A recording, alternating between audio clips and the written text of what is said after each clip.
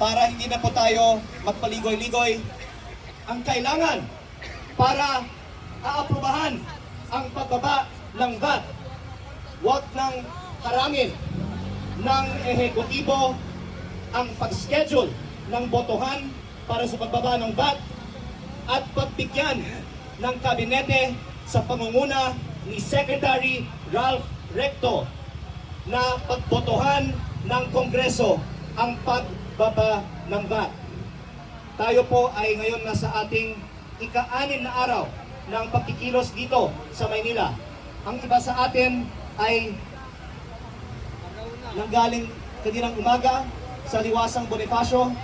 5 araw na nagkakampuhan doon. Sana maawa naman ang mga opisyal sa ating gobyerno sa hirap na dinaraanan ng ating mga kababayan. Ang ating panawagan ay huwag tayong umayag na ang ehekutibo ang magdikta sa Kongreso dahil ang Kongreso ay hiwalay sa ehekutibo.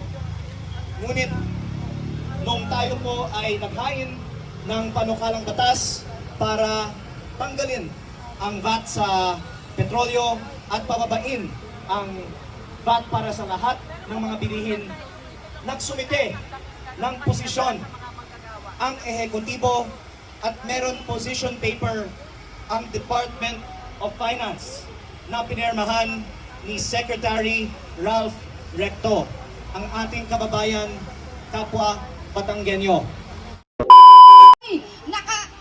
Kongresista sa loob si po Congressman ng Leandro Kongreso. nagbilad sa Yan init, po ang no? ating mga kakampi. Kanina pa po to. Kaya naman mga kasama. Nagbilad dito sa init. Tax alisin! Batanggalin! Karapatan ng mamamayan! Ipaglaban!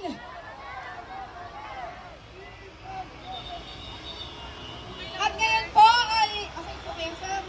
Ang ating po pinakahihintay na isang kakampi rin po natin sa Kongreso.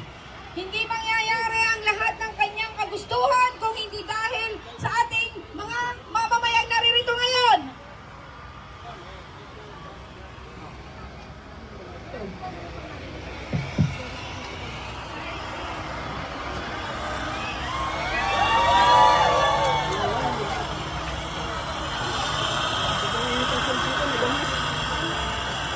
Ang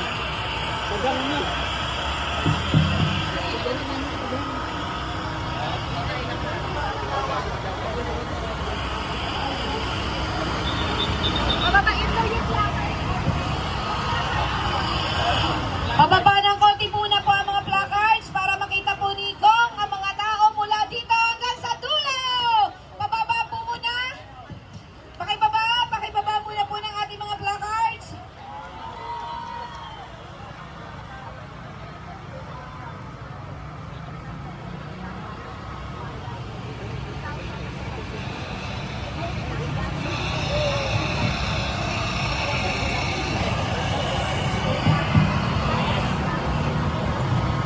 Muli po ang ating Congressman Leandro Ligara Alibista!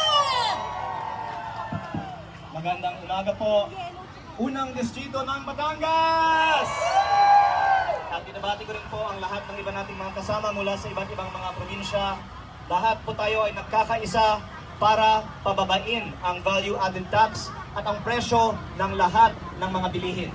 Ngayong araw may pagdinig ang Kongreso at ito po ay pangalawang pagdinig na sa loob ng 1 linggo.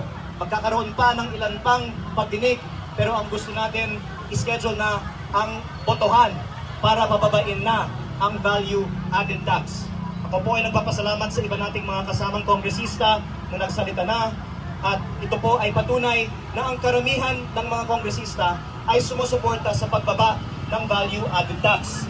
Pero ang sinasabi sa amin, hindi schedule ang pagbaba ng value-added tax dahil meron iilan sa gobyerno, lalong-lalo po ang mga nasa ehekutibo na tumututol sa pagbaba ng value-added tax. Ang ating panawagan ay huwag tayong umayag na ang ehekutibo ang magdikta sa Kongreso dahil ang Kongreso ay hiwalay sa ehekutibo. Ngunit noong tayo po ay naghain ng panukalang batas para tanggalin ang VAT sa petrolyo at pababain ang VAT para sa lahat ng mga bilihin, nagsumite ng posisyon ang ehekutibo at meron position paper ang Department of Finance na pinirmahan ni Secretary Ralph Recto, ang ating kababayan, kapwa Batanggenyo. Para hindi na po tayo magpaligoy-ligoy, ang kailangan para aaprubahan ang pagbaba ng VAT, wag nang harangin ng ehekutibo ang pag-schedule ng botohan para sa pagbaba ng VAT at pagbigyan ng kabinete sa pangunguna ni Secretary Ralph Recto na pagbotohan ng Kongreso ang pagbaba ng VAT. Tayo po ay ngayon nasa ating ika-6 na araw ng pagkikilos dito sa Maynila. Ang iba sa atin ay nanggaling kaninang umaga sa Liwasang Bonifacio. 5 araw na nagkakampuhan doon. Sana maawa naman ang mga opisyal sa ating gobyerno sa hirap na dinaraanan ng ating mga kababayan na hindi pa nakatanggap ng ayuda, na araw-araw ay nagbabayad ng mas mataas na presyo ng langis dahil sa value added tax na pinapatungan sa lahat ng mga bilihin. Ang solusyon ay malinaw.